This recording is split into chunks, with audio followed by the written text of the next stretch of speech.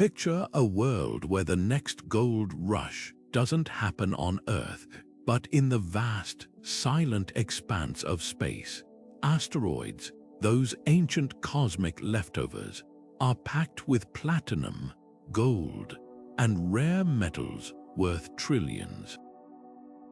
And here's the kicker, we're not just dreaming about mining them anymore. Within the next 10 years, this audacious vision could become our new reality, thanks to an invisible infrastructure being pieced together right now, behind the scenes. This isn't just about futuristic machinery or billionaire passion projects, it's about the unsung systems, the quiet collaborations, and the cutting-edge tech that will quietly power humanity's next giant leap. So what does it take to mine an asteroid? Think about the logistics for a second. These space rocks are hurtling through the void at thousands of miles per hour, millions of miles away. You can't just send a pickup truck and a shovel. Instead, we're talking about orbital refueling depots where spacecraft gas up like interplanetary pit stops. AI-powered prospectors scanning asteroids for the richest veins of metal. Robotic miners that can work in zero gravity without a human in sight. And perhaps most mind-blowing of all, space factories that process raw materials right there in orbit, turning asteroid chunks into usable metal without ever bringing them back to Earth. This isn't some distant sci-fi fantasy. The companies, engineers, and governments building this infrastructure are already laying the groundwork, and the ripple effects will touch everything from your smartphone to global politics. Why does this matter to you? Because space mining won't just change how we get resources, it'll rewrite the rules of entire industries. Imagine a world where rare metals, once scarce and expensive, become as common as aluminum. Where clean energy tech like solar panels and batteries suddenly get cheaper overnight. Where nations compete not over oil fields, but over prime asteroid real estate. This is the future we're stepping into, and it's arriving faster than most people realize. Over the next decade, the invisible framework making all this possible will snap into place, and when it does, the world will never look the same. So let's pull back the curtain on the hidden systems, the unsung breakthroughs, and the brilliant minds turning science fiction into science fact, because the next gold rush won't be on Earth. It'll be in the stars. Think of this invisible infrastructure as the backbone of space, mining the unsung hero behind every asteroid haul. First up, orbital depots. These are essentially cosmic gas stations, strategically placed in space to refuel mining craft so they don't have to lug all their fuel from Earth. Picture a spacecraft stopping at a depot near the moon, topping off its tanks before heading deeper into the solar system. This cuts costs dramatically because every pound of fuel saved means more room for precious metals on the return trip. Then there's the communication web. Unlike Earth, where we take cell towers and satellites for granted, deep space is a radio desert. Mining operations will rely on a network of relay satellites, bouncing signals across millions of miles to keep robots and prospectors in constant contact with mission control. But hardware is only half the story. The legal frameworks being hammered out right now are just as critical.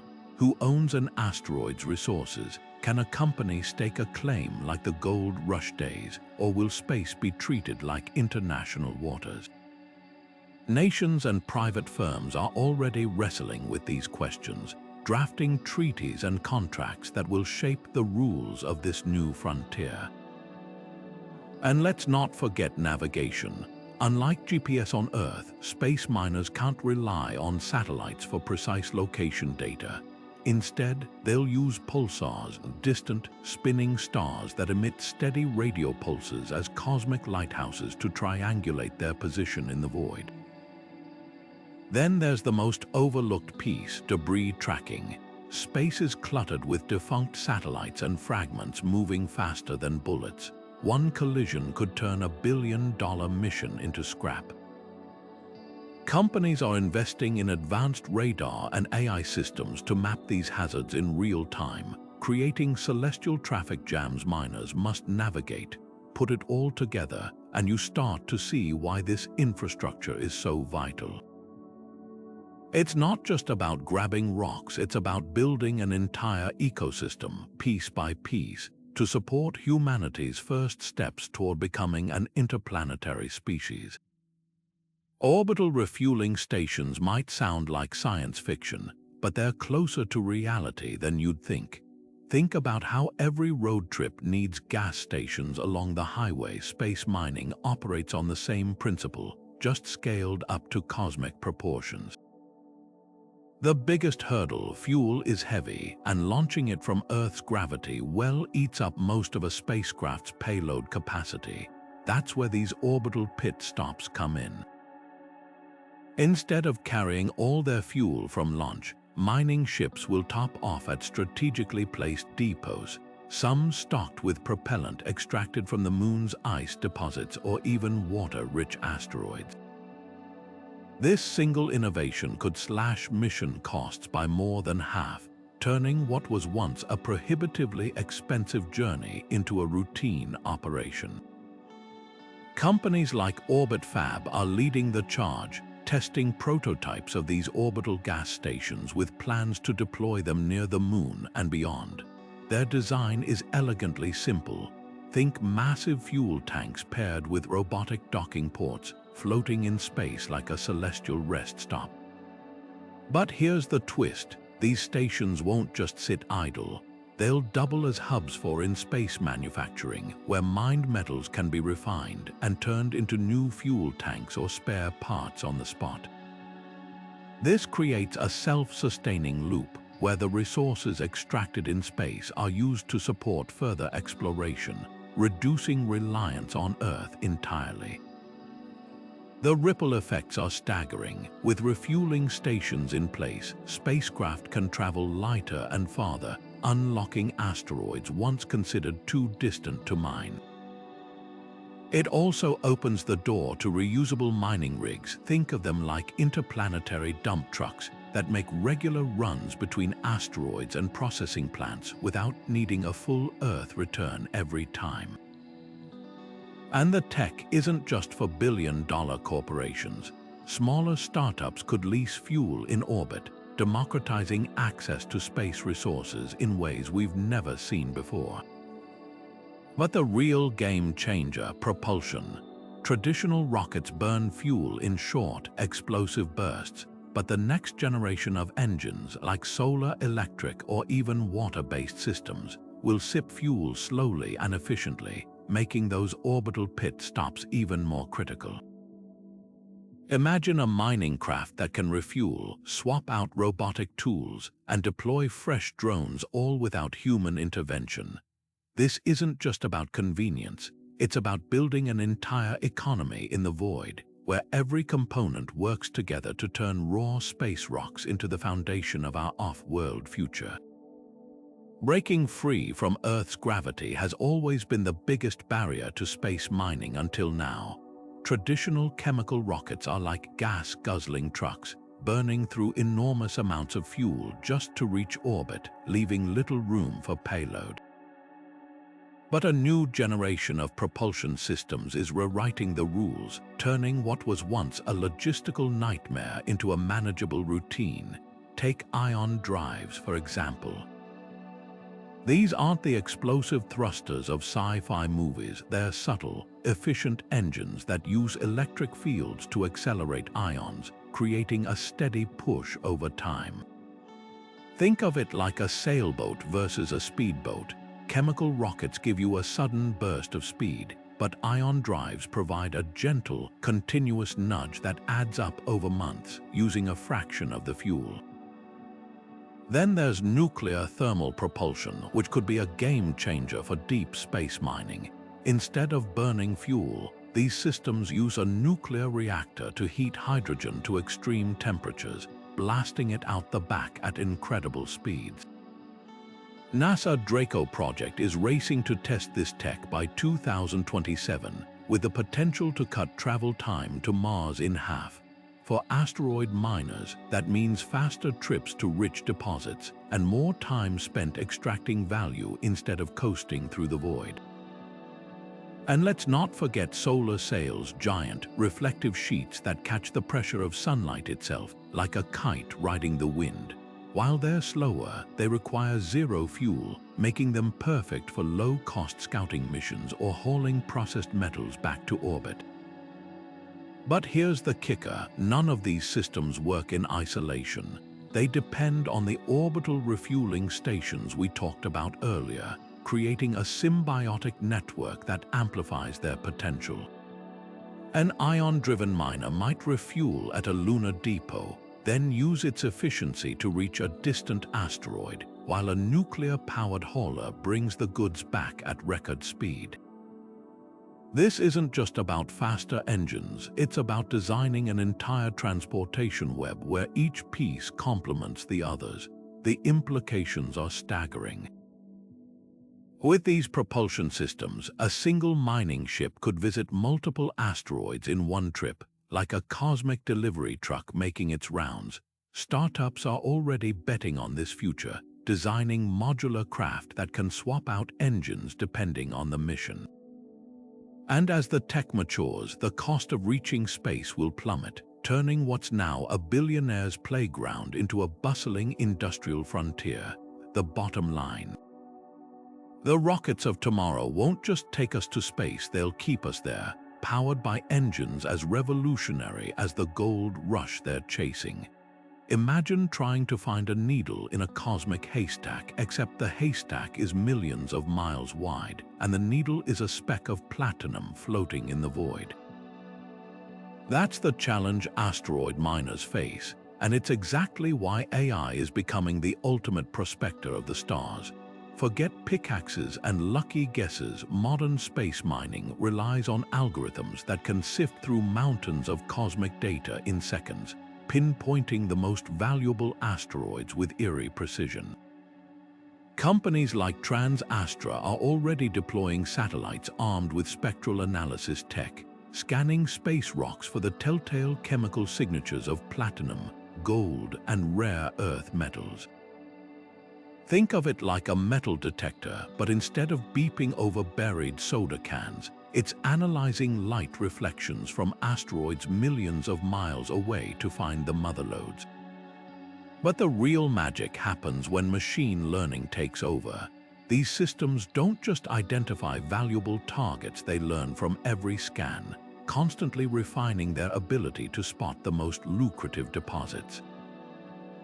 Take a platinum-rich asteroid, for example. An AI can analyze its composition, cross-reference it with thousands of other known asteroids, and predict the most efficient way to extract its resources before a single drill even touches its surface. And because space is full of surprises, unexpected mineral mixes, odd shapes, and unstable surfaces, these algorithms are designed to adapt on the fly. If a mining bot encounters a rock that's harder or stranger than expected, the AI recalibrates, tweaking its approach in real time to avoid costly mistakes. None of this would work without the invisible data network stitching it all together. AI prospectors rely on constellations of relay satellites, beaming terabytes of asteroid scans back to Earth for processing. But here's the twist: the further we go into space, the longer those data delays become. That's why the next frontier is edge computing, pushing AI brains directly onto the mining probes themselves.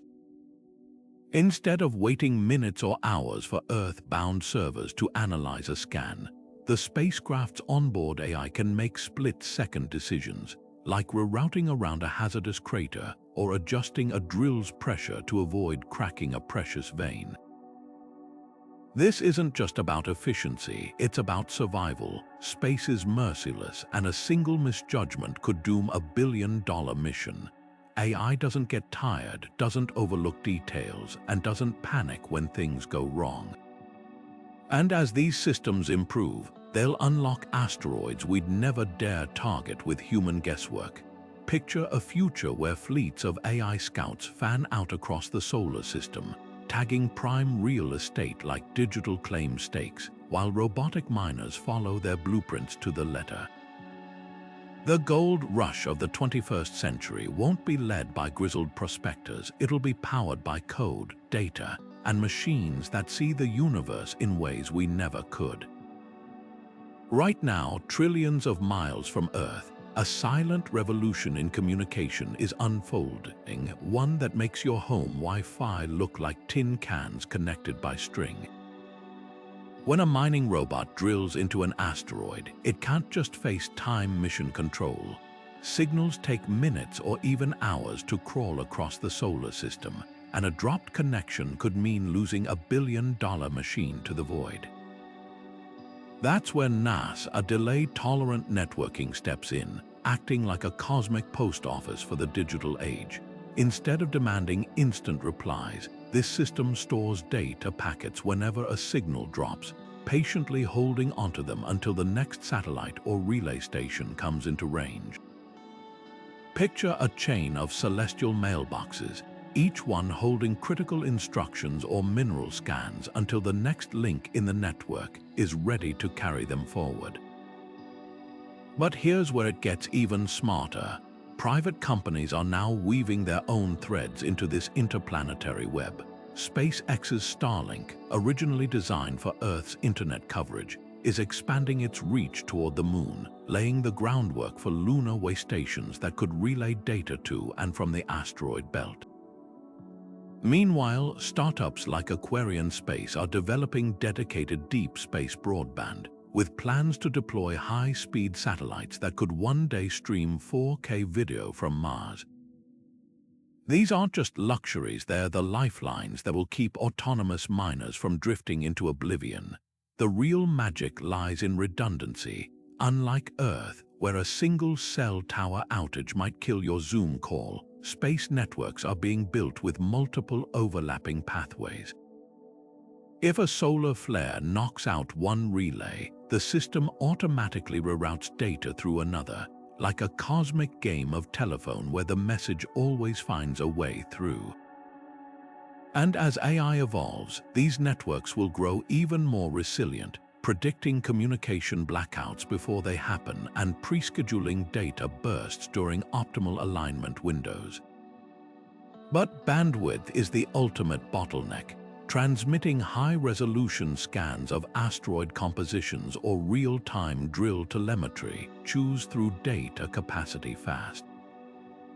That's why future miners might rely on laser communications beaming information via focused light, which can carry far more data than radio waves. NASA already tested this with their Psyche mission, achieving speeds comparable to broadband internet across millions of miles.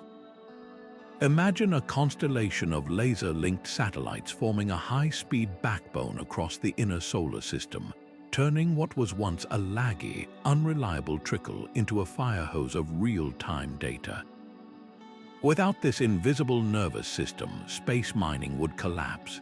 A single misaligned antenna could strand a robot with no instructions, or worse, send it plowing into a debris field at 15,000 miles per hour. Every ounce of platinum hauled back to Earth will owe its existence to these painstakingly built networks, the silent, unsung heroes turning the chaos of space into a workplace as connected as any factory floor. The interplanetary internet isn't just coming, it's already stitching itself together, one relay at a time, and the miners of tomorrow will depend on its every pulse. The question of who owns an asteroid might sound like a sci-fi courtroom drama, but it's actually one of the most pressing roadblocks facing space mining today. Back in 1967, the Outer Space Treaty declared that no nation could claim sovereignty over celestial bodies, meaning you can't plant a flag on an asteroid and call it yours. But here's the catch. The treaty never explicitly addressed private companies mining those asteroids for profit. That legal gray area has sparked a new kind of gold rush, not just for resources, but for the rules that will govern them. The United States kicked things off in 2015 with the Commercial Space Launch Competitiveness Act, which boldly stated that American companies could own whatever they extracted from asteroids. Luxembourg followed suit, positioning itself as Europe's hub for space mining by offering similar legal protections. These laws are like the Wild West land deeds of the 21st century, giving companies the confidence to invest billions without fear that their haul could be confiscated by a rival nation. But not everyone's playing by the same rules. The United Nations Committee on the Peaceful Uses of Outer Space has been locked in debates for years, with some countries arguing that space resources should be shared equitably, like the deep seabed under international waters. Imagine the chaos if a mining startup spends years and billions targeting an asteroid, only to have another nation or corporation swoop in and dispute ownership. Legal uncertainty could freeze investment faster than a solar flare knocks out satellites. That's why firms like Planetary Resources and Deep Space Industries lobbied hard for those early national laws. They needed a legal backbone to attract venture capital. But as more players enter the field, from China's state-backed miners to scrappy startups, the lack of a unified global framework could lead to conflicts that make earthbound trade wars look tame. The solution might lie in something akin to maritime law, a set of agreed-upon rules for resource extraction, dispute resolution, and environmental safeguards in space. Some propose an international registry where mining claims are logged and recognized, similar to how satellites are tracked today. Others suggest royalty systems, where a percentage of space-mined wealth funds scientific research or developing nations' space programs. One thing's certain, the lawyers shaping these policies are just as vital to the future of space mining as the engineers building the rockets, because without clear rules, the final frontier could become the ultimate legal battleground where the most valuable resource isn't platinum but precedent. Hauling materials from Earth to space is like packing for a year-long road trip, only to realize you could have bought everything at your destination for half the price. That's the breakthrough behind in-situ resource utilization, or ISRU, the art of living off the cosmic land. Instead of shipping every drop of water or ounce of fuel from our planet, ISRU flips the script: mine it, make it, or grow it right there in space. Take water, for example. Locked within the moon's shadowed craters are billions of tons of ice waiting to be tapped. Future lunar bases won't rely on costly water shipments from Earth. They'll deploy drills and furnaces to extract it locally, turning frozen waste into drinking water, oxygen for breathing, and even hydrogen fuel for rockets. NASA Artemis missions are already testing prototypes of these systems, with plans to demonstrate full-scale water extraction by the end of this decade. But water's just the beginning. Imagine a robotic factory on an asteroid where metals like iron and nickel are harvested, melted down, and 3D printed into spare parts or solar panel frames. No earthly supply chain required. Companies like Made in Space have already proven this tech aboard the International Space Station, where their zero-gravity printers manufacture tools on demand. Now scale that up to an asteroid mining outpost, where every broken drill bit or cracked pressure valve can be replaced with a fresh one, forged from the very rock you're mining. This isn't just about convenience, it's about survival. A single failed part could doom a mission if you have to wait months for a replacement from Earth. ISRU turns asteroids into cosmic hardware stores where the shelves are always stocked. The real game changer: propellant production. Right now, spacecraft burn most of their fuel just escaping Earth's gravity, leaving little for the return trip. But with ISRU, a mining ship could land on a water-rich asteroid, split the ice into hydrogen and oxygen, and refuel for the journey home like a pit stop that pays for itself. Startups like Astroforge are betting big on this idea, designing compact reactors that turn asteroid water into rocket fuel with solar-powered electrolysis. Picture a future where interplanetary tankers hop from asteroid to asteroid, topping off their tanks at naturally occurring fuel depots scattered across the solar system. And here's the kicker: ISRU doesn't just cut costs, it unlocks missions that were once impossible. A lunar base with ISRU capabilities could become a springboard for Mars, refueling ships with locally made propellant. Asteroid miners could stay on site for years, sustained by oxygen harvested from minerals and food grown in hydroponic gardens fertilized with asteroid-derived nutrients. The deeper we go into space, the less we'll need to drag from Earth. This shift from cargo-dependent to self-sufficient is what will finally turn space exploration into a sustainable industry. Every ounce of water split, every tool printed, every gram of fuel synthesized in space is a step toward humanity's ultimate goal, not just visiting the cosmos but thriving in it. Picture an army of robots not clanking like sci-fi movie props, but moving with the eerie precision of a colony of ants, each one knowing its role, adjusting on the fly, and working together to strip an asteroid bare of its riches. This is the future of space mining, where swarms of machines, not solitary heroes, will dominate the landscape.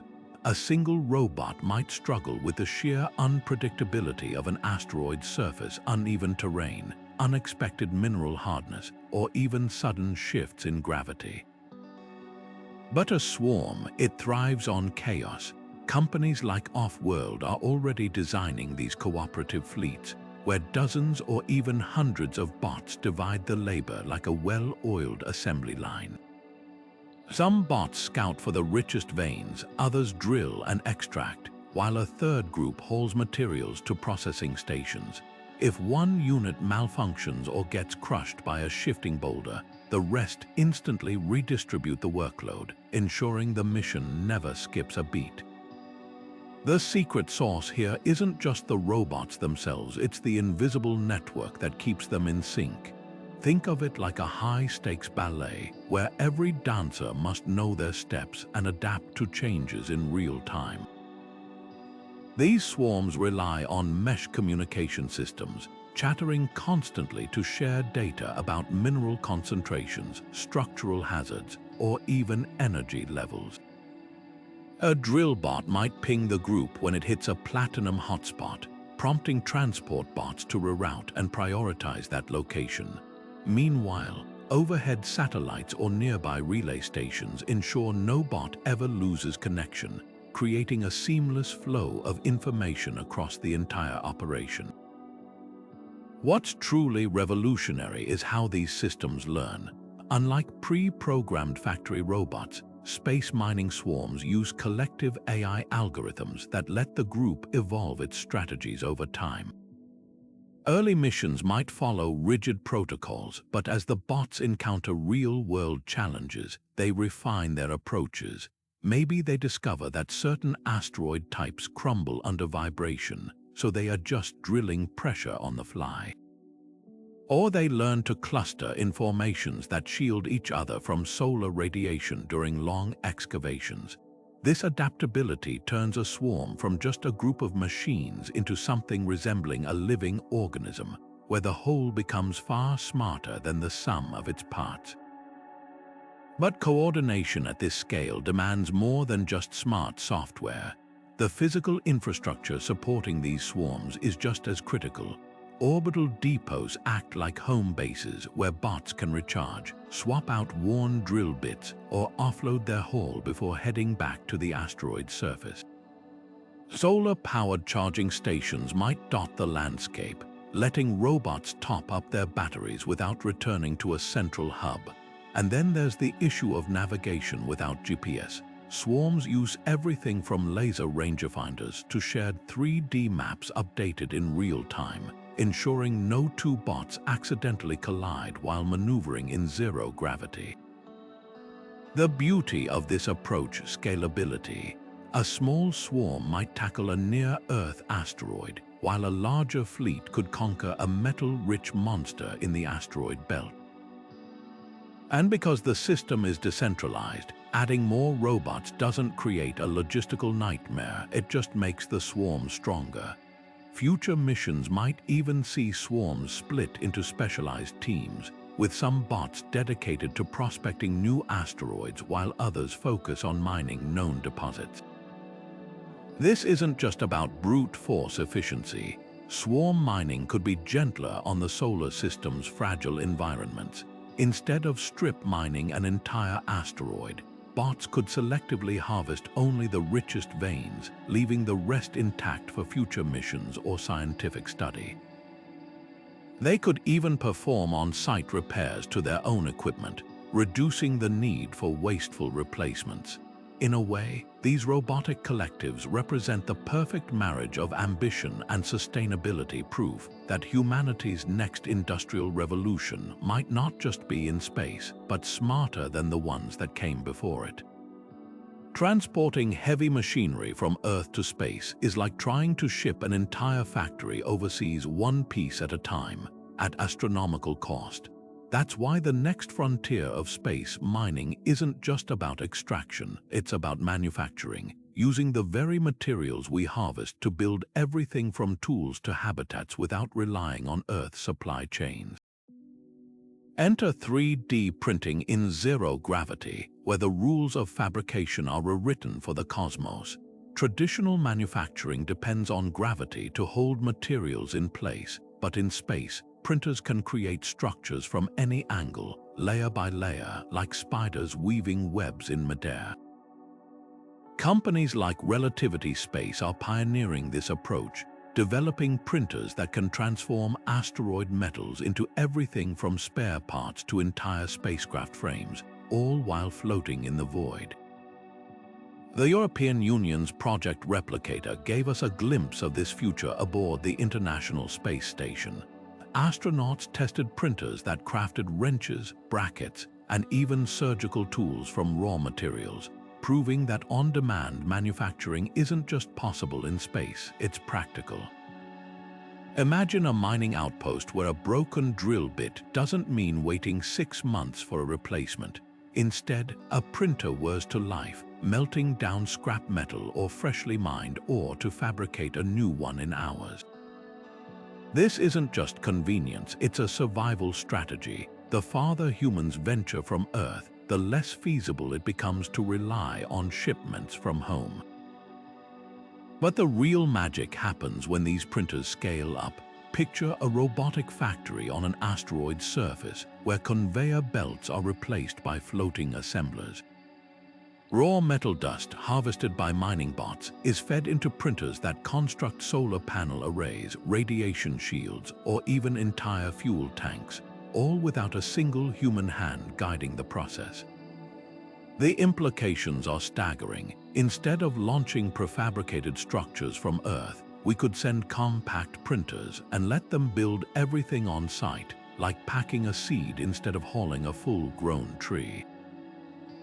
NASA Artemis program is already exploring this with plans to 3D print lunar habitats using regolith, the moon's dusty soil. Apply that same logic to asteroids, and you've got a self-expanding industrial base, growing its own infrastructure as it mines. The challenges: zero-gravity printing requires entirely new techniques.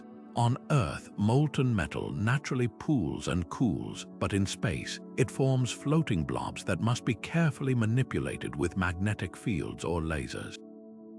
Printers must also contend with extreme temperatures, scorching heat from the sun on one side, icy cold shadows on the other, which can warp materials as they solidify.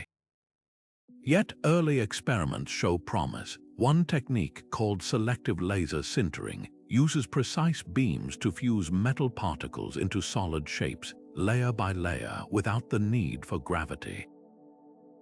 Another approach, binder jetting, sprays a glue-like substance onto powdered metal, building objects like a high-tech sandcastle. What makes this revolution so transformative is its closed-loop potential. A single asteroid could be mined, processed, and fed directly into printers, creating a near-infinite cycle of construction. Need a new communications array. Print it from nickel-iron alloys, running low on storage containers. Fabricate them from titanium-rich ore. Over time, these space factories could evolve to produce not just tools, but entire spacecraft vessels built in orbit, from materials harvested in orbit, ready to explore deeper into the cosmos. This shifts the economics of space from a model of scarcity to one of abundance, where the solar system itself becomes our hardware store. The machines making it possible might not look like the factories of today, but they'll be the backbone of humanity's off-world future, quietly printing our path to the stars. Once those precious metals are ripped from an asteroid's surface, there's a new challenge: moving them across the solar system without burning through a fortune in fuel. That's where space tugs come in, the semi-trucks of the cosmos. These aren't flashy starships, they're workhorse vehicles designed for one job: hauling massive payloads from point A to point B with ruthless efficiency. Take momentous Vigoride, a tug that looks like a flying cargo container with engines.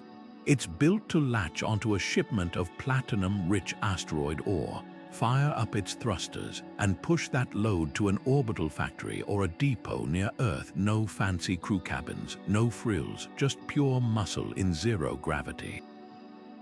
What makes these tugs so revolutionary is their reusability. Unlike traditional rockets that ditch their stages into the ocean after one trip, space tugs are built to last, shuttling back and forth for years. Picture a fleet of them cycling between the asteroid belt and Earth's orbit like a cosmic conveyor belt, each one refueling at orbital depots before heading out for another haul. But here's the catch: they don't work alone. Every tug depends on a web of docking ports and navigation beacons scattered across space, standardized interfaces that let them latch onto mining rigs, fuel stations, or processing plants without missing a beat. Without this invisible infrastructure, you'd have the equivalent of a shipping container stuck at sea with no port to unload. The real genius lies in their propulsion. Some tugs use solar electric engines, sipping fuel so slowly they can make dozens of trips on a single tank. Others might rely on water plasma thrusters, turning asteroid ice into propellant on the fly. And because they're autonomous, they don't need crews, just a steady stream of data from that interplanetary internet we talked about earlier, telling them when to dodge debris or adjust course. But the unsung hero here is the payload handling system.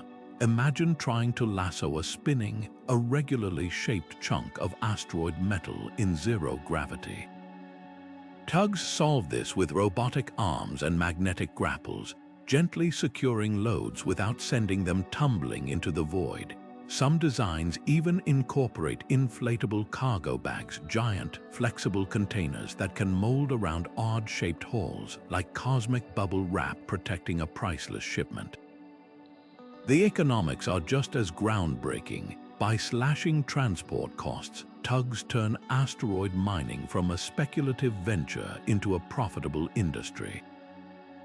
A single tug might cost $50 million upfront, but if it can haul billions in platinum over its lifetime, the math suddenly makes sense. And as more tugs enter service, they'll create a secondary market. Imagine brokers trading slots on scheduled runs, like booking space on a freight train through the stars. Yet the biggest impact might be what they enable downstream. With reliable hauling capacity, orbital factories can plan ahead, knowing raw materials will arrive on time. Fuel depots can stockpile propellant mined from distant asteroids. Even Earth's markets will feel the ripple effects as space tugs become the linchpin in a supply chain that stretches from the asteroid belt to your smartphone. They may not be glamorous, but these heavy haulers are the quiet force that will make space mining more than just a dream. They're the trucks that will build the off-world economy, one payload at a time. Space mining's greatest enemy isn't distance or cost, it's a cloud of debris zipping around Earth at 17,000 miles per hour, turning orbital highways into demolition derbies. A single screw lost decades ago could punch through a mining ship's hull like a bullet, turning a billion-dollar mission into floating scrap. That's why startups like Astroscale are stepping in as cosmic garbage collectors, deploying satellites equipped with magnetic plates and robotic arms to pluck defunct satellites and rocket fragments from orbit. Their ELSA-D mission proved the concept works. Like a celestial Roomba, it can locate, capture, and safely deorbit debris before it becomes someone else's problem. But cleanup alone isn't enough. With thousands of new satellites launching yearly, the real solution lies in prevention. Regulatory bodies are pushing for mandatory, design for demise rules, forcing companies to build spacecraft that burn up completely during re-entry, leaving no trace behind. The stakes couldn't be higher for asteroid miners. Imagine mapping a perfect route to a platinum-rich asteroid, only to find the path clogged with shrapnel from an old satellite collision. Mining operations depend on predictable orbits, and a single debris field could force costly detours or even ground entire fleets. That's why firms like Leo Labs are building radar networks to track objects as small as a marble, creating real-time hazard maps for spacecraft to navigate. Think of it like Waze for space, except instead of potholes, you're dodging chunks of metal moving 10 times faster than a sniper round. But here's the twist: space junk isn't just a physical threat, it's a legal minefield. Under current treaties, no one owns debris, but tampering with another nation's defunct satellite could spark diplomatic fires. Startups working on cleanup tech must tread carefully, often partnering with governments to avoid accusations of space trespassing. Meanwhile, insurers are taking note, offering lower premiums to mining companies that adopt debris tracking systems or fund cleanup initiatives. It's creating a financial incentive to keep orbits clean, turning sustainability into a competitive advantage. The ultimate goal: a circular economy for space infrastructure, where every component is either reusable, recyclable, or designed to vanish safely. Companies like Orbit Guardians are testing satellites with built-in drag sails, simple devices that deploy at end of life, speeding up orbital decay so the satellite burns up faster. Others are exploring robotic repair stations that can refurbish aging satellites instead of abandoning them. For asteroid miners, this isn't just about ethics, it's survival. A single catastrophic collision could trigger the Kessler syndrome, a chain reaction where debris begets more debris, rendering entire orbital lanes unusable for generations.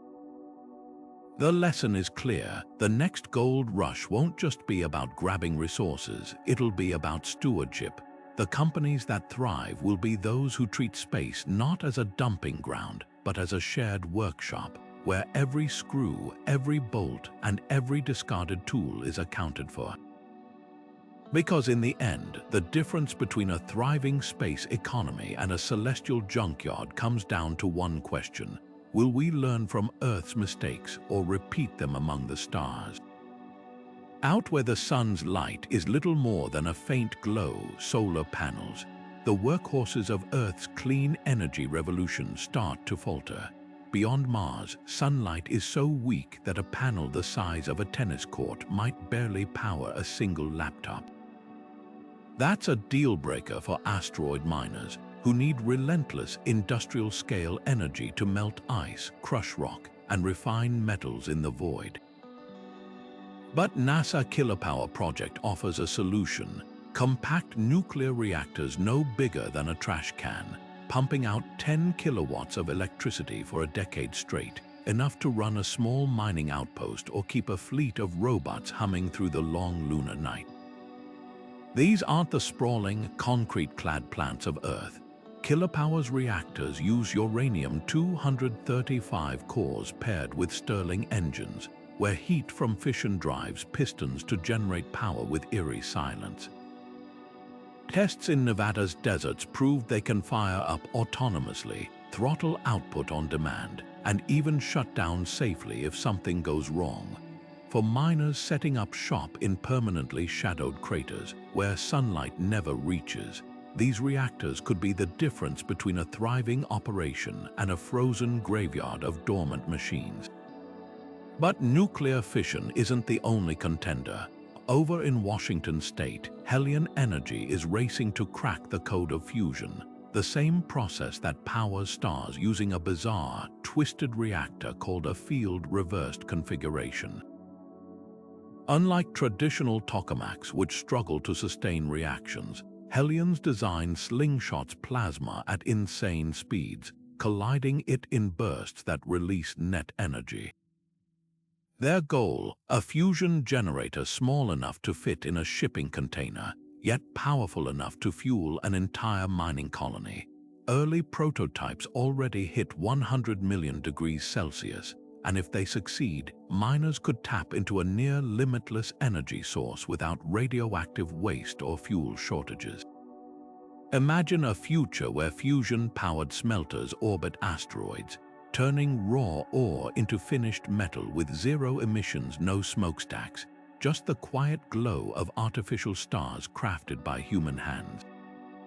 Yet even these cutting-edge systems have limitations. Nuclear reactors need shielding to protect crews from radiation, adding weight. Fusion remains stubbornly experimental. That's why the smartest energy strategies will likely hybridize pairing reactors with trickle-charge solar arrays, or supplementing with fuel cells that burn hydrogen harvested from asteroid ice. The key is redundancy. A mining outpost can't afford a blackout when the nearest repair crew is a year's journey away. Some ventures are even exploring beamed power satellites that focus microwaves or lasers onto distant mining bots, like cosmic extension cords delivering juice across millions of miles. The stakes go beyond profit. Reliable energy means robots won't freeze mid-drill, life support systems won't fail, and data won't vanish into the void. It's the invisible foundation that lets everything else, the AI prospectors, the robotic swarms, the orbital factories, actually function where the sun's reach ends. Whether it's fission, fusion, or something stranger, one thing's certain: the miners who crack the energy puzzle won't just survive the dark frontier.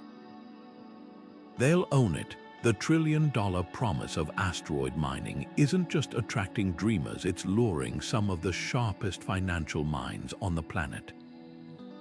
Venture capitalists who once poured billions into apps and electric cars now see space resources as the ultimate moonshot bet.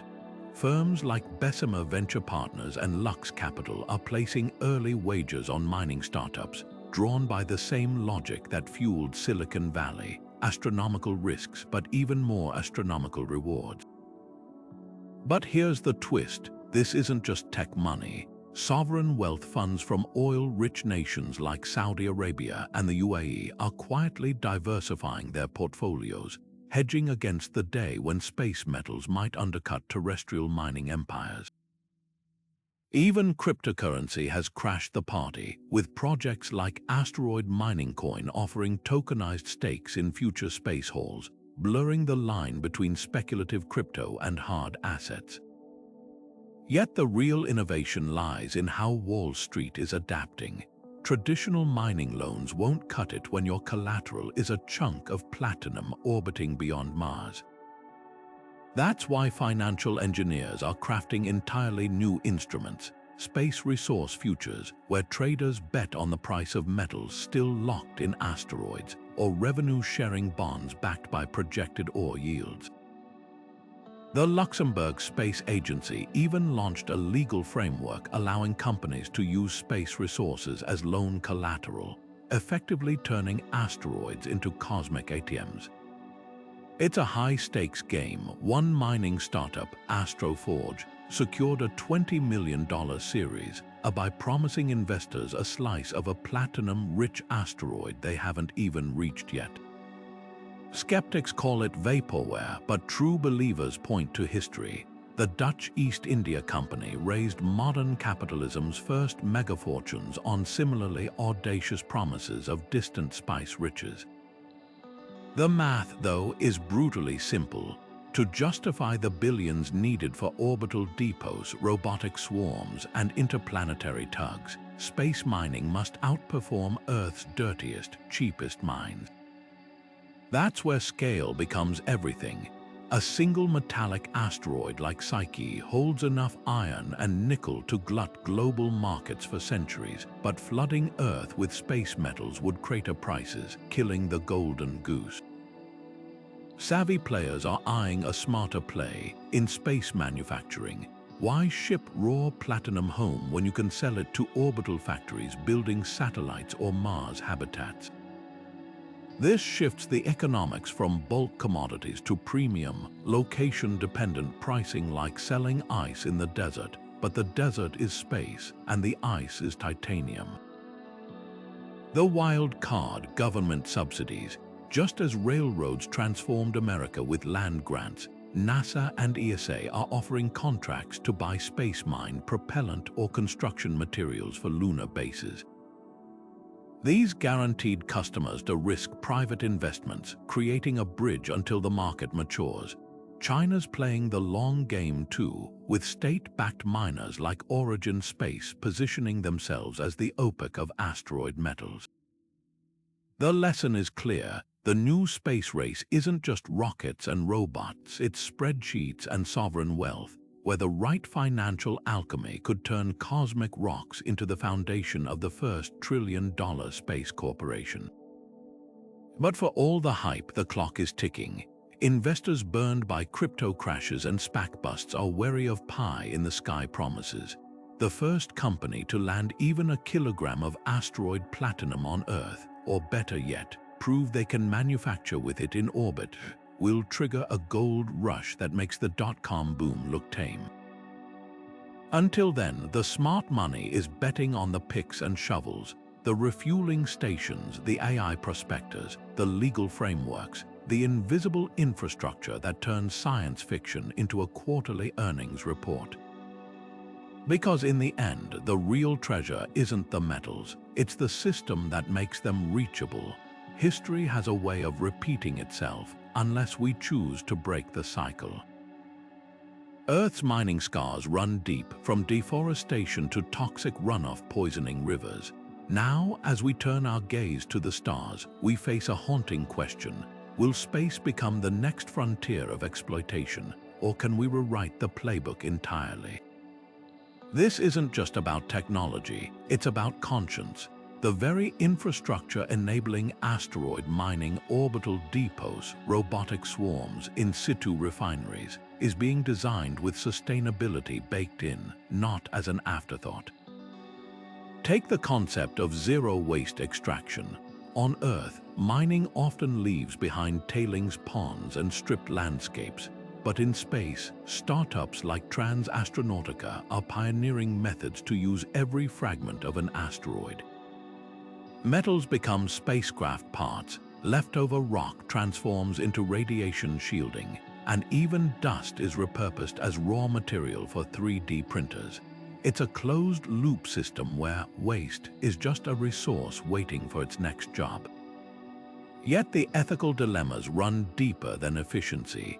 Some asteroids are cosmic time capsules, holding clues to the solar system's birth. Smashing them apart for profit could erase scientific treasures we don't even know exist. That's why organizations like the Space Resources Advisory Council are pushing for heritage zones, asteroids deemed off-limits for mining due to their research value.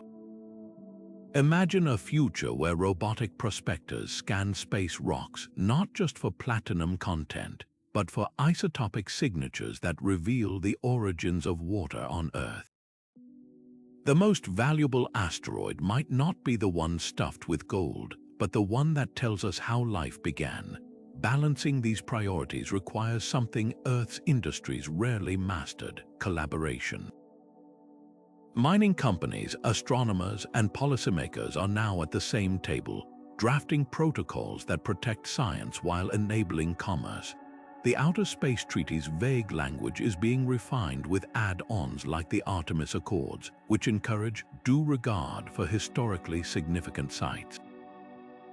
On a practical level, this could mean mining bots equipped with spectrometers, pausing operations when they detect rare minerals worth studying, or shared databases where companies flag scientifically rich asteroids, creating a marketplace where researchers can lease access to data before extraction begins. The stakes couldn't be higher. Space is fragile in ways we're only beginning to understand.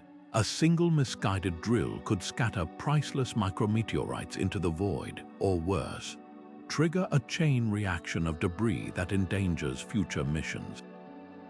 But here's the hopeful twist. Unlike Earth's industrial revolution, we're entering this frontier with eyes wide open. The same AI that optimizes ore yields can also map an asteroid's scientific value. The swarms that strip metal can be programmed to leave core samples untouched, and the legal frameworks, they're being written not by victors, but by visionaries who have seen what happens when profit trumps stewardship. This isn't just about avoiding Earth's mistakes. It's about proving that humanity can industrialize without devastation, that we can harvest the cosmos without plundering it. The infrastructure taking shape isn't just steel and code. It's a blueprint for a new kind of relationship with the universe, one where every drill bit and laser is guided by a simple principle: take only what you need and leave the stars wiser than you found them. International collaboration isn't just a feel-good ideal when it comes to space mining. It's the only practical way this industry survives. Picture two mining ships from rival nations converging on the same asteroid, each with competing claims and no rules to mediate. The result, either a costly standoff or worse, a collision that showers orbital paths with dangerous debris. That's why initiatives like the Artemis Accords aren't just paperwork, they're the diplomatic glue holding this fragile ecosystem together. Signed by over 40 nations, these agreements outline basic principles, from transparency in operations to preserving historically significant sites. But here's where it gets tricky. While the Accords encourage cooperation, they don't resolve the elephant in the room: who gets priority when resources are scarce. Shared infrastructure might be the key to avoiding conflict. Take multinational refueling depots, for example. Imagine a lunar fuel station jointly operated by the US, China, and the UAE, where any mining vessel, regardless of nationality, can top off its tanks as long as they contribute to maintenance or pay usage fees. This isn't just theoretical. The Lunar Gateway, a planned orbital outpost, is being designed with international docking ports, setting a precedent for shared hubs beyond Earth. By making these critical nodes neutral ground, nations have a vested interest in keeping the peace.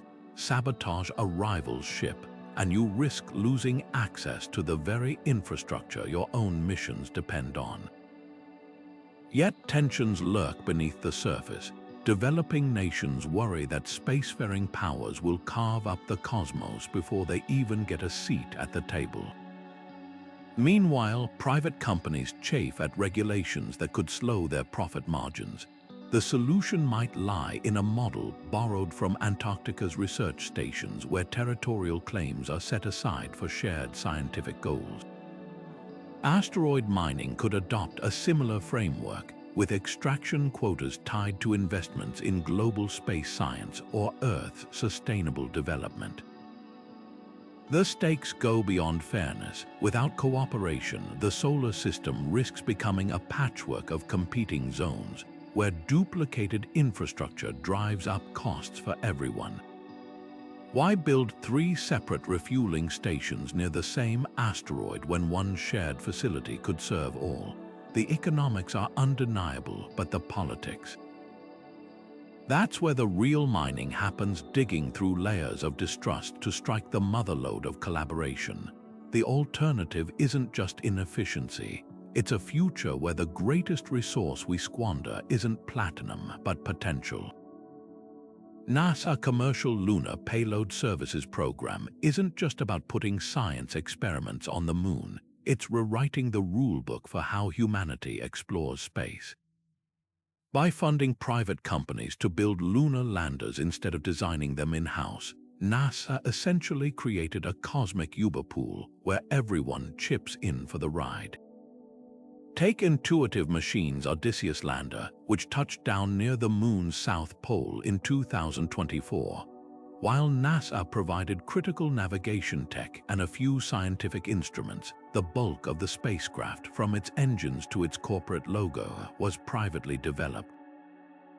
This model does more than save taxpayer dollars. It turbocharges innovation.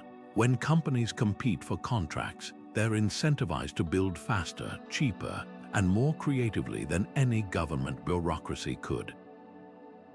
The result: a single CLPS mission can test dozens of new technologies at once, from precision landing systems to zero-gravity 3D printers, all while shouldering risks that would give traditional space agencies pause. But the real prize isn't the moon, it's the blueprint these partnerships create for asteroid mining.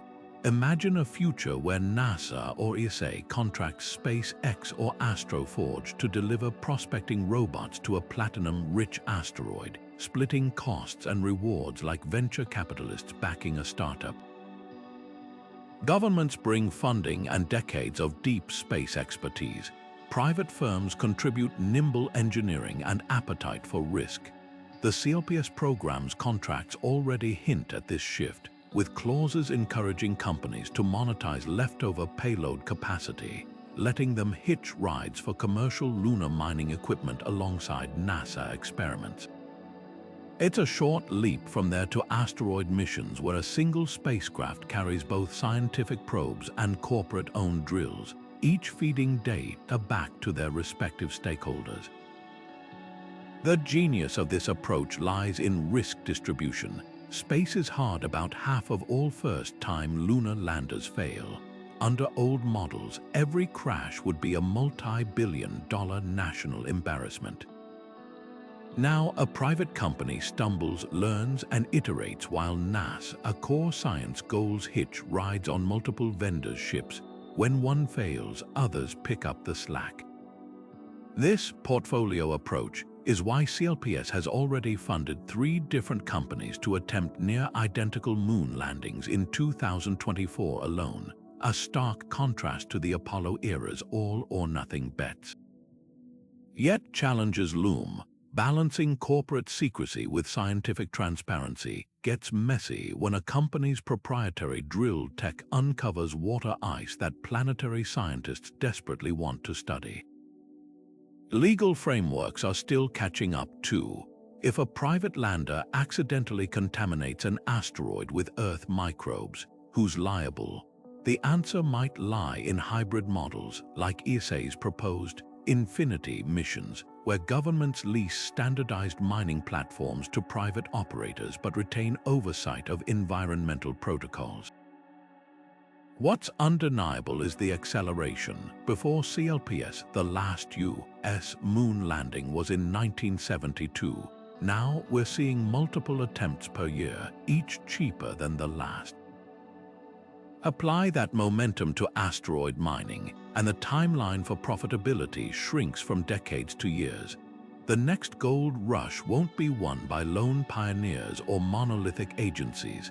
It'll be forged through handshakes that blend public vision with private hustle, turning what was once science fiction into just another item on a procurement spreadsheet.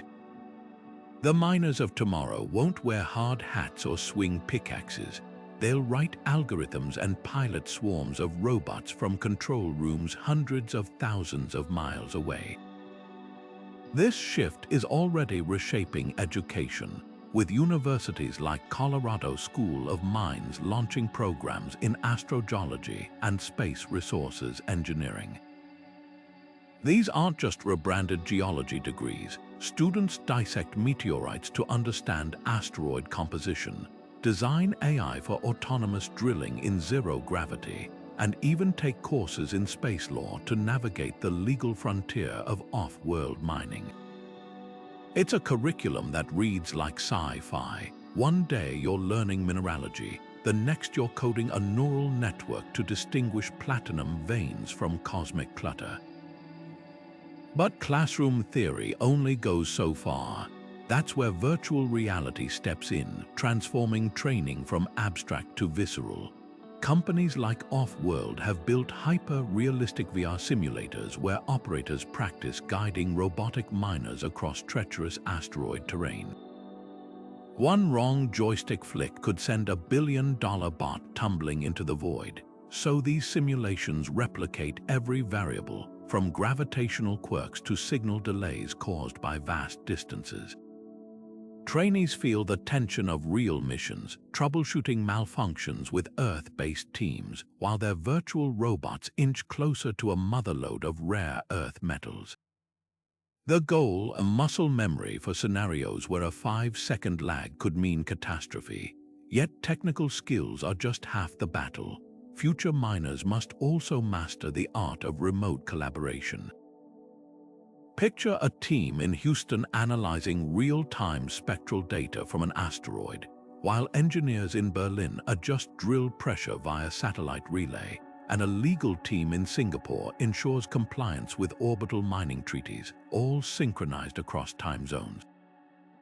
Universities are responding with cross-disciplinary projects that mimic these workflows, tossing engineering students into virtual mission control with business and law peers to simulate the chaotic harmony of a real mining op. The human element remains the wild card in this high-tech equation. Robots can be reprogrammed, but people need resilience, isolation, decision fatigue, and the psychological weight of operating equipment on a cosmic scale demand a new kind of mental training. Some programs now incorporate stress testing modules where trainees face simulated solar storms or communication blackouts, not just to teach crisis response, but to reveal who thrives under relentless pressure.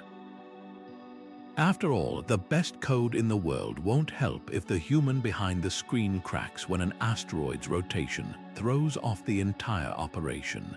This workforce revolution isn't waiting for the first asteroid mine to break ground. Companies like Astroforge and TransAstra are already hiring graduates into hybrid roles that blend planetary science with robotics, creating a talent pipeline that's as much about adaptability as expertise. The miners of the 21st century won't just extract resources, they'll engineer entire ecosystems, where human ingenuity remains the irreplaceable core of an otherwise automated industry. And the training grounds for this new era aren't dark tunnels or open pits, but lecture halls, VR labs, and the collaborative chaos of mission control, proving that even in the age of AI, the most critical infrastructure is still the human mind. Ensuring a satellite launch is risky enough, but betting on a robotic miner to extract platinum from a tumbling space rock millions of miles away, that's the high-stakes puzzle insurers are scrambling to solve. Traditional space insurance, like the policies Lloyd's of London offers for rocket launches, covers familiar hazards, explosions on the pad, faulty orbits, or solar flares frying electronics. But asteroid mining introduces a whole new universe of what-ifs. What if a mining probe's drill snaps off in zero gravity, sending shrapnel into its own solar panels? What if a tug hauling $20 billion worth of asteroid metals misses its orbital rendezvous and drifts into deep space? These aren't hypotheticals, they're multi-million-dollar disasters waiting to happen, and the insurance industry is racing to build models that can price them. The challenge breaks down into three cosmic-sized risks. First, the sheer unpredictability of asteroids themselves. Unlike Earth static mines, space rocks spin erratically, spew unexpected gas jets, or even fracture apart when drilled. A single misjudgment could turn a stable asteroid into a deadly debris cloud. That's why insurers are partnering with astrophysicists to build probability maps. Think hurricane tracking, but for space rocks. Companies like Astro Insurance are feeding decades of asteroid data into AI systems that predict everything from rotational wobbles to the likelihood of hidden ice pockets vaporizing under a laser drill's heat. Then there's the hardware gamble. A mining bot isn't just a satellite with a fancy attachment. It's a Swiss Army knife of drills, spectrometers, and refineries operating in the harshest environment known to humanity. Standard warranties don't cover a robotic arm seizing up after years of cosmic radiation exposure, or a 3D printer clogging with asteroid dust. That's where performance bonds come in, a hybrid insurance product that pays out if equipment fails to meet extraction targets, not just if it explodes. Startups like Space Underwriters are piloting these policies with tiered payouts, partial coverage for delays, full compensation for total mission failure. But the trickiest risk isn't technical, it's legal. Imagine two mining companies disputing ownership of the same asteroid, or a nation claiming a private firm's haul violates the Outer Space Treaty. Unlike maritime law, where centuries of precedent govern salvage rights, space is a courtroom without borders. Insurers are responding with contested resource clauses, policies that cover legal fees and arbitration costs in addition to physical losses. Some even require miners to carry title insurance, verifying their asteroid claims are legally sound before launch. The real innovation, though, is in risk-sharing models. Instead of one insurer shouldering the entire burden, asteroid policies are being syndicated across dozens of firms, a celestial version of spreading bets across a blackjack table. And as data from early missions accumulates, premiums are becoming more nuanced.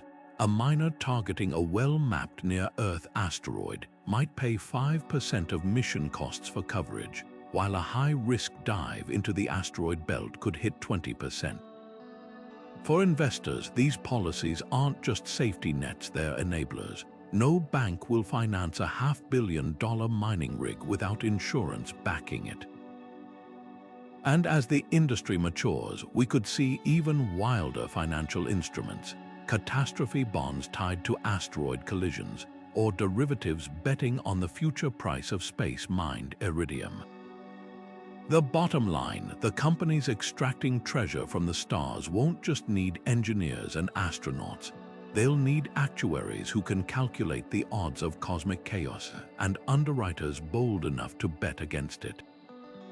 The first chunk of asteroid platinum won't just disappear into some industrial refinery, it'll become a marketing spectacle, a tangible symbol of humanity's cosmic ambitions.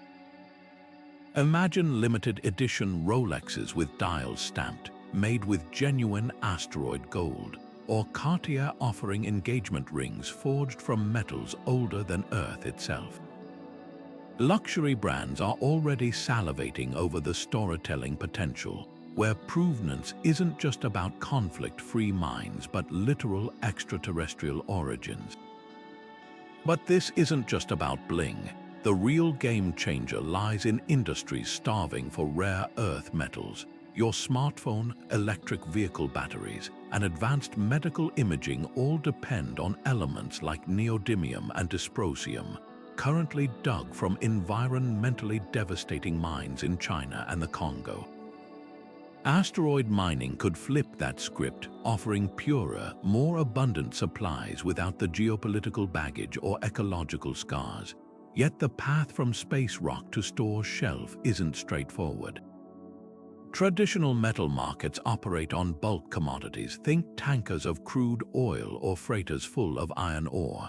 Space metals, at least initially, will trickle in as boutique products, demanding entirely new distribution channels.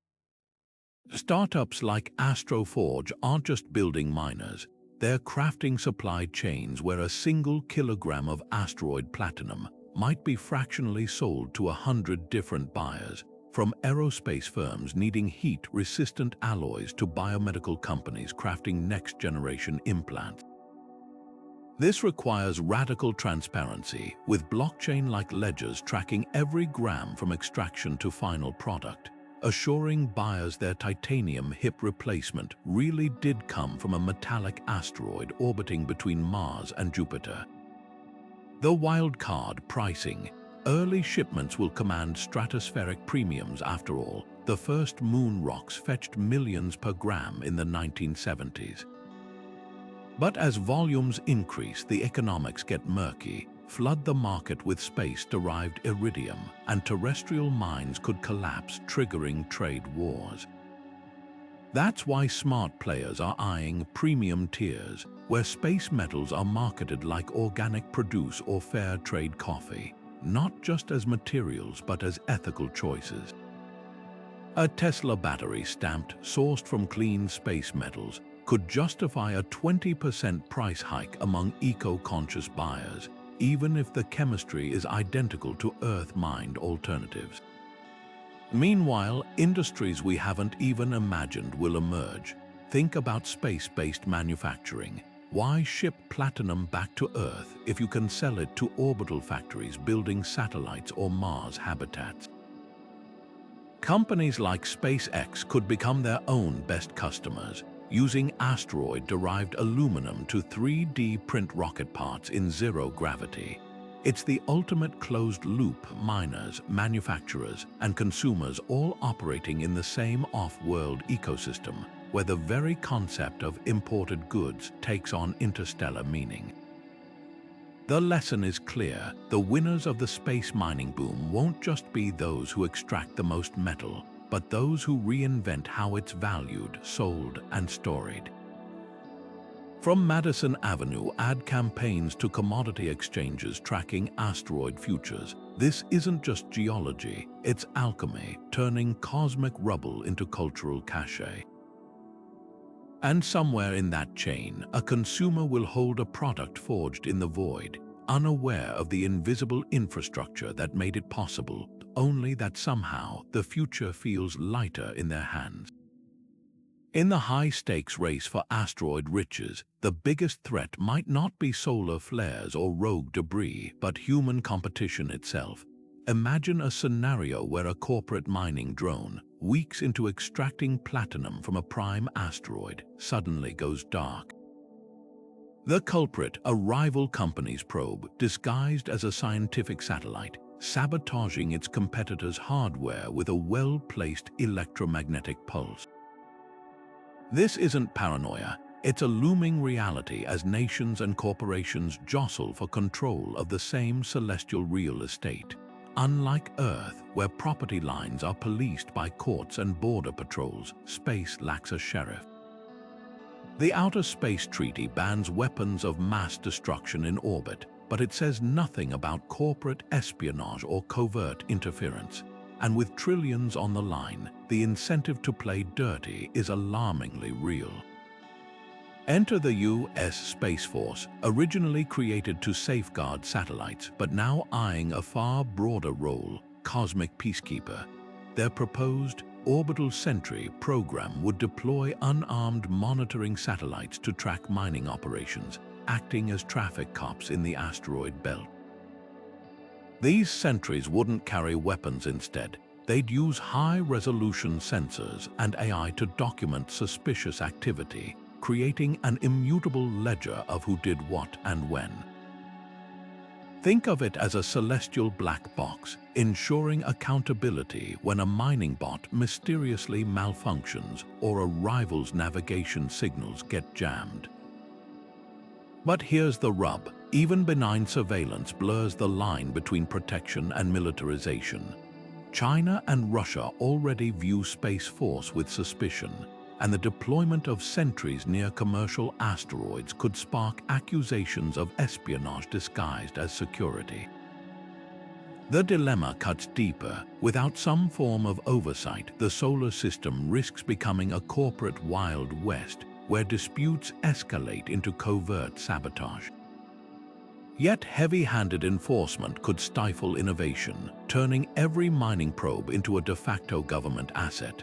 Some propose a middle path: private security firms licensed to patrol designated zones, like asteroid mining's answer to Pinkerton agents. Startups like Orbital Defense Group are pitching non-kinetic deterrents, think signal jammers that disable rogue drones without creating debris, or blockchain-based ownership logs that make stolen ore untraceable. But these solutions rely on voluntary compliance, and bad actors might simply opt out. The ultimate irony: the very technologies enabling space mining, AI swarms, autonomous tugs, and edge computing, also make sabotage easier to execute and harder to trace. A hacker could hijack a mining bot's navigation system, sending it careening into a rival's equipment, all while masking the attack as a software glitch. That's why cybersecurity is quietly becoming the backbone of cosmic asset protection. Firms like Space ISRU are developing space-hardened firewalls and intrusion detection systems that can operate millions of miles from Earth, where latency makes real-time human oversight impossible. But security isn't just about thwarting thieves. It's about preventing accidental conflicts. Two mining ships from different countries converging on the same asteroid, each with legitimate claims, could trigger a standoff without clear protocols. The solution might lie in something as simple as standardized transponders, broadcasting intentions like maritime AIS systems do on Earth. Add in predefined yield protocols for contested asteroids, and you've got a framework to prevent misunderstandings before they escalate. The challenge isn't just technical or legal, it's philosophical. How do you police a frontier where the nearest authority is light minutes away? The choices we make now will echo for centuries, determining whether space becomes a collaborative commons or a battleground in zero gravity. One thing's certain: the miners who thrive won't just need drills and refineries. They'll need diplomacy encoded into their very infrastructure, turning every handshake in the void into a safeguard against chaos. NASA's Psyche mission isn't just another space expedition. It's a silent revolution disguised as science. Slated to reach its namesake asteroid in 2026, this robotic explorer will orbit a chunk of metal so massive it could rewrite the economics of space mining.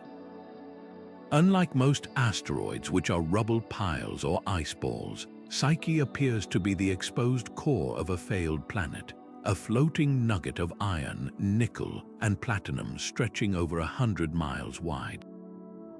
For prospectors, it's the ultimate test case. If you can mine Psyche, you can mine anything. The mission's instruments read like a mining company's wish list. A gamma-ray spectrometer will map the asteroid's metal content with pinpoint accuracy, proving whether remote sensing can reliably detect rich veins from orbit. A multispectral imager will hunt for geological quirks, cracks where precious metals might concentrate, or ancient lava flows that left behind pure metallic deposits. Even Psyche's magnetic field is under scrutiny, as remnants of its planetary past could hint at ore formations invisible to cameras. Every byte of data beamed back to Earth won't just satisfy scientists, it'll serve as a cheat sheet for corporations plotting their own asteroid raids. But the real innovation lies in Psyche's propulsion. Instead of traditional chemical rockets, the spacecraft relies on solar electric thrusters, ion engines that sip fuel with miserly efficiency. For miners, this tech is a game changer. Psyche's engines demonstrate how future tugs could haul ore across the solar system without bankrupting themselves on propellant. The mission's success could validate a business model where slow but steady ion drives become the freight trains of space logistics, shuttling metals from the asteroid belt to Earth orbit for a fraction of current costs. Yet the mission's unspoken challenge is legal precedent. Psyche orbits in the asteroid belt beyond any nation's jurisdiction, but NASA's findings will shape how private firms approach similar targets. If the spacecraft confirms high concentrations of platinum group metals, it could trigger a rush to stake claims, forcing regulators to accelerate decisions on property rights in deep space. The mission's data might even settle debates about in-situ refining. Psyche's surface conditions could reveal whether smelting metals in zero gravity is feasible, or if raw ore must be hauled to orbital factories. What makes Psyche so pivotal is its duality. To scientists, it's a time capsule offering clues to Earth's own metallic core. To miners, it's a blueprint for turning science fiction into quarterly profits. And for policymakers, it's a stress test for laws written long before asteroid mining was plausible. When the first close-up images stream back, they won't just fill textbooks. They'll fuel boardroom debates, investor pitches, and maybe even a new gold rush. Because in the end, Psyche isn't just a destination. It's a dry run for humanity's next industrial revolution. And the invisible infrastructure we're building now will determine who gets to cash in. While the asteroid belt gets all the hype for its metal-rich rocks, the outer solar system hides a different kind of treasure: frozen oceans of water on dwarf planets like Ceres, and lakes of liquid methane on Titan that could power entire off-world industries. This isn't just about finding resources. It's about adapting Earth's playbook to environments where water behaves like rock and methane flows like rivers. Take Ceres, that mysterious dwarf planet between Mars and Jupiter. NASA's Dawn mission revealed it's not just a dry lump of rock, it's an ice world with a subsurface brine reservoir larger than some seas on Earth. Mining here wouldn't mean drills and dynamite, but robotic melt probes that glide through icy crusts like hot knives through butter, tapping into liquid pockets below. The infrastructure challenge: keeping that water from sublimating into space the moment it's exposed. Future Ceres operations might resemble Antarctic research stations, with heavily insulated domes housing refineries that process ice into breathable oxygen, drinking water, and most crucially, rocket fuel. Hydrogen and oxygen, split from water via solar-powered electrolysis, could turn Ceres into the ultimate cosmic gas station, fueling ships bound for Jupiter or beyond. But Titan is where things get truly surreal. Saturn's largest moon is the only place in the solar system besides Earth with stable liquid on its surface, except instead of water, it's methane and ethane.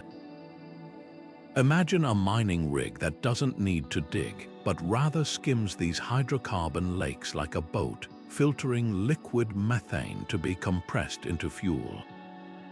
The catch: Titan's surface is a bone-chilling -180 degrees Celsius, requiring equipment that can withstand cold enough to freeze rubber into brittle shards. NASA's Dragonfly mission, set to land in the 2030s, will test key technologies from cryogenic-resistant electronics to rotors that can fly in Titan's thick, nitrogen-rich atmosphere. Success here could pave the way for autonomous refineries that distill methane into everything from plastics to emergency fuel depots for passing spacecraft. The real hurdle isn't just the extreme conditions, it's the communication lag. While asteroid miners can rely on near real-time commands from Earth, operations on Ceres face delays of up to 20 minutes each way. Titan, over an hour. That means every drill command, every navigation adjustment, must be pre-programmed or handled by AI with minimal human oversight. Companies like SpaceFab are already testing autonomous decision-making algorithms on Earth-based analogs, like underwater robots exploring Antarctic ice shelves. These systems don't just follow scripts, they interpret sensor data in real time, deciding whether to drill deeper, reroute around a hazard, or even abort a mission if risks outweigh rewards. And then there's the energy problem. Out where sunlight is 100 times dimmer than Earth's, solar panels become nearly useless.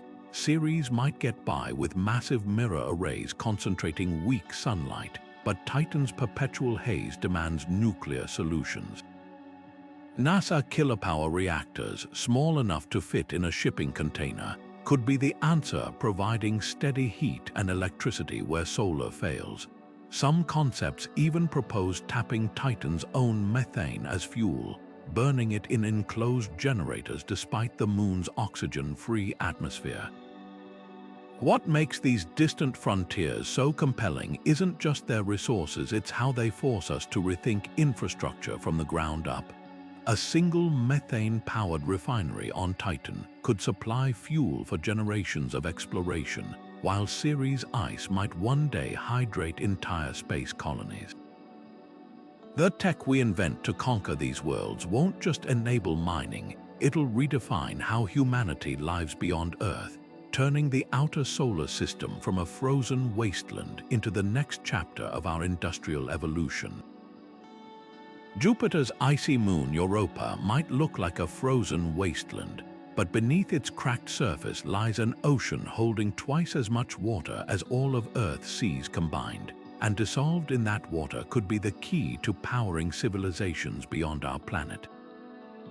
Helium-3, a rare isotope abundant in Jupiter's radiation-drenched atmosphere, is the holy grail of fusion energy. Unlike traditional fusion fuels that produce dangerous neutron radiation, helium-3 reactions generate clean, direct electricity with minimal waste. The catch: Earth's supply is virtually non-existent, with trace amounts trapped in lunar soil or synthesized at astronomical costs. That's where Jupiter's magnetic field comes in. It acts like a cosmic scoop, collecting helium-3 from the solar wind and depositing it onto the surfaces of moons like Europa and Callisto. Future miners wouldn't even need to drill. Robotic harvesters could skim the isotope from icy plains using magnetic filters, then shuttle it to orbital depots where tankers await. But the real magic lies in the logistics. Picture a chain of refueling stations stretching from Jupiter's orbit to Mars, each one stocked with helium-3 harvested by autonomous fleets. These wouldn't be static outposts, they'd migrate like celestial pit stops, adjusting their orbits to minimize fuel costs for passing ships. A fusion-powered freighter leaving Europa might leapfrog from depot to depot, topping up just enough helium-3 to reach the next hub. By the time it nears Earth, its cargo, a few metric tons of glittering isotope, could power entire cities for months. This isn't just about energy, it's about building the first true interstellar supply chain, where the most valuable commodity isn't gold or platinum, but the fuel that makes interplanetary travel routine. The infrastructure to enable this is already taking shape.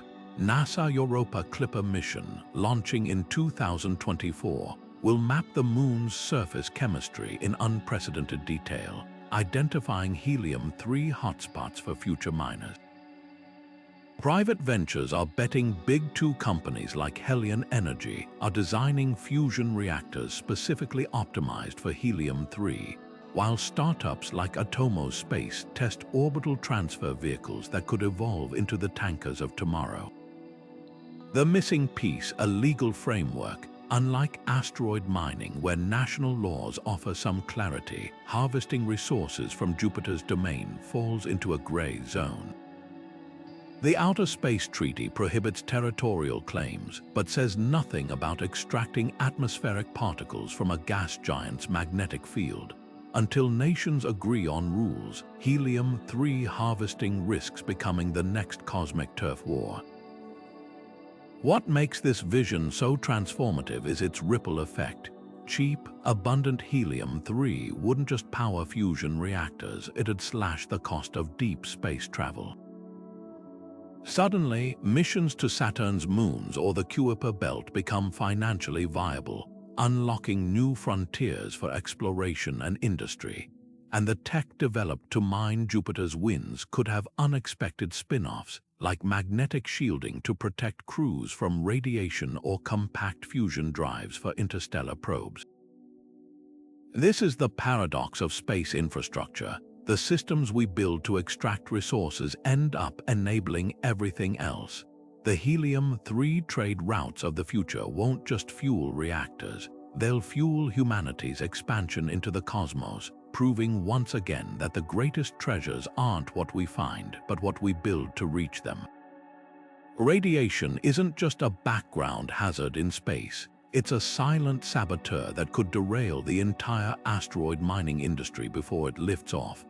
Cosmic rays, solar flares, and Jupiter's relentless magnetic field bombard unprotected equipment with charged particles capable of frying electronics and degrading materials over time.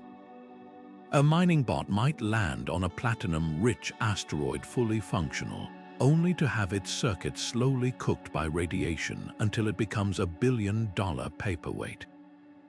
Traditional shielding like the thick aluminum walls used on the International Space Station adds crippling weight, making launches prohibitively expensive. That's why startups are turning to biomimicry for solutions. Companies like Cosmic Shielding Technologies are testing lightweight materials inspired by tardigrades, microscopic creatures that survive extreme radiation by producing protective proteins.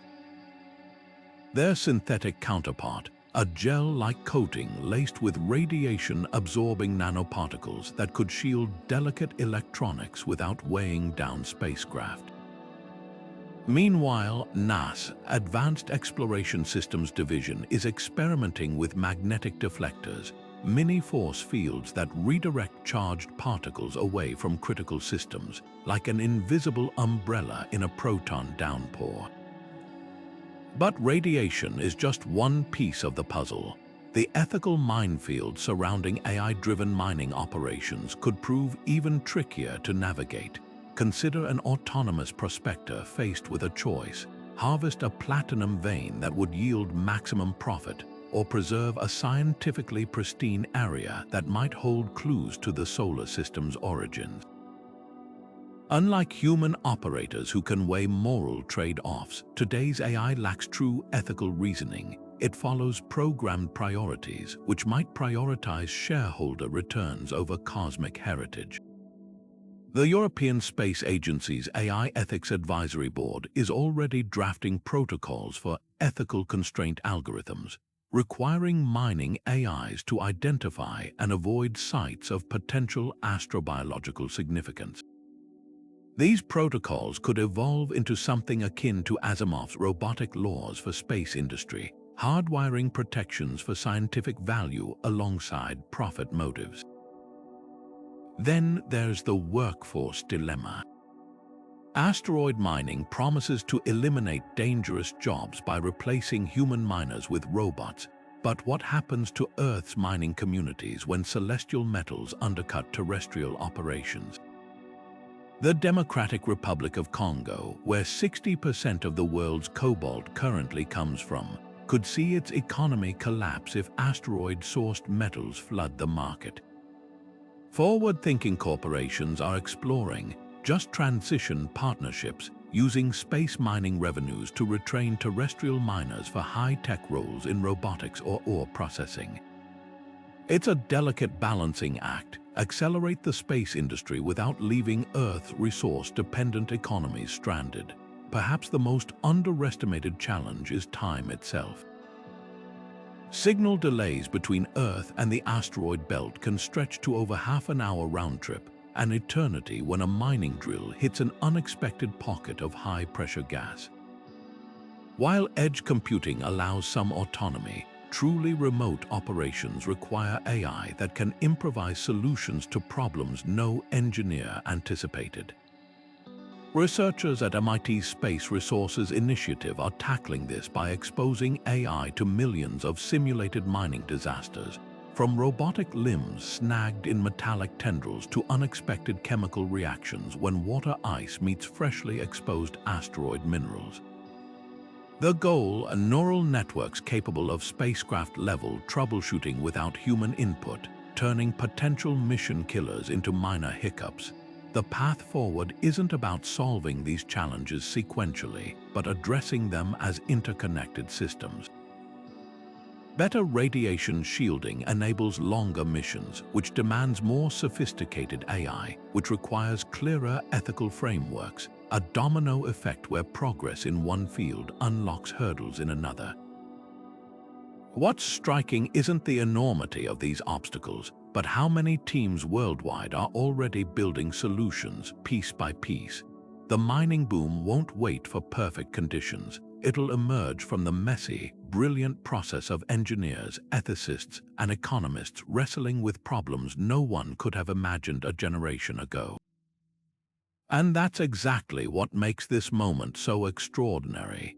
The invisible infrastructure of space mining isn't just about rockets and robots. It's the culmination of centuries of human ingenuity, compressed into a single, audacious leap. Think about the railroads that connected continents or the fiber optic cables that linked the digital world. Now imagine that same transformative energy applied to the cosmos, where orbital depots become the new train stations and AI prospectors the pioneers of the void. This isn't just industry, it's the rewriting of civilization's playbook. The companies nailing down contracts today aren't just building mining rigs, they're drafting the rule books for commerce in zero gravity, where a handshake spans millions of miles and a contract must account for solar flares sabotaging delivery timeline. What makes this moment so extraordinary is its invisibility. While headlines fixate on flashy rocket launches, the real work happens in unassuming offices, engineers refining debris tracking algorithms, lawyers debating liability clauses for asteroid collisions, economists modeling how space platinum could destabilize terrestrial markets. These are the architects of the off-world economy, laying bricks no one sees until the whole structure towers overhead. Consider the Lunar Gateway, that planned orbital outpost near the Moon. On the surface, it's a science lab, but peer closer and you'll spot docking ports designed for private refueling modules, hinting at a future where NASA hub doubles as a truck stop for corporate miners. Every bolt, every line of code, every clause in a treaty is a silent bet that humanity's future isn't just in space, it's of space. The irony, this infrastructure's success will be measured by its disappearance. The best systems blend into the background, like electricity grids or highway signs so seamless we forget they exist. When a child in 2050 opens a tablet made with asteroid-mined cobalt, they won't ponder the relay satellites that guided the extraction bots or the legal frameworks that prevented a corporate war over the claim. And that's the point. The true test of this invisible web won't be the first kilogram of metal hauled home, but the day asteroid mining becomes mundane, just another line item in the global supply chain. Yet for all its complexity, this revolution hinges on something profoundly simple: belief. Belief that the metals in the sky belong to everyone and no one. That competition can coexist with cooperation, that we can industrialize the cosmos without repeating Earth's scars. The infrastructure we're building now, physical, digital, legal, isn't just enabling extraction. It's encoding our values into the fabric of off-world industry. So when the first trillion-dollar space corporation emerges, its power won't come from the asteroids it owns, but from the systems it helped create. The next gold rush is